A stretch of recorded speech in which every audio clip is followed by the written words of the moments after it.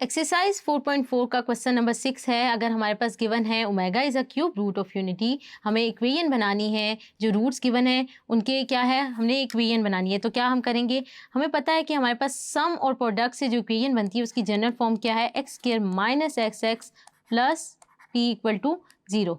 उसको हम लिख लेते हैं। एस यहाँ पर क्या है, सम ऑफ रूट्स, और पी क्या है, प्रोडक्ट ऑफ रूट्स। तो हमने, हमारे पास रूट्स गिवन है, हमने इक्वेशन इससे कंस्ट्रक्ट करनी है। तो मैं ले लेती हूँ पहले सम ऑफ रूट्स। मेरे पास क्या आ जाएगा, दो रूट्स हमारे पास क्या गिवन है, 2 ओमेगा एंड ओमेगा स्क्वायर। तो मैं इनका सम ले लेती हूँ। यहाँ से मैं क्या करती हूँ, 2 कॉमन ले लेती हूँ। तो अगर यहाँ पे ओमेगा प्लस ओमेगा स्क्वायर की वैल्यू फाइंड करनी है तो हम क्या करेंगे, हमें पता है 1 प्लस ओमेगा स्क्वायर जो है वो किसके बराबर होता है, 0 के।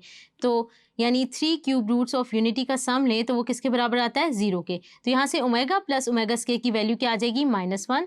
तो इसको यहाँ डाल देते हैं तो ये क्या बन जाएगा, -2। सम हमारे पास -2 आ गया। इसी तरह हम क्या करते हैं, आप प्रोडक्ट ले लेते हैं। प्रोडक्ट ऑफ रूट्स का मतलब है इन रूट्स को क्या करेंगे, मल्टीप्लाई। तो यहाँ से मेरे पास क्या आ जाएगा, 4 ओमेगा क्यूब, और ओमेगा क्यूब की वैल्यू होती है 1। तो ये हमारे पास आ जाएगा 4।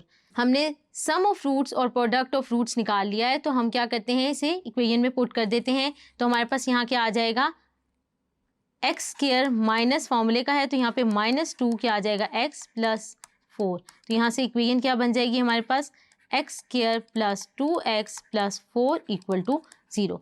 तो हमारे पास आ गई इक्वेशन। हमने क्या किया, सम और प्रोडक्ट ऑफ द रूट्स निकाल के वहाँ से इक्वेशन को कंस्ट्रक्ट कर लिया। होप सो आपको ये समझ आया होगा। Thank you.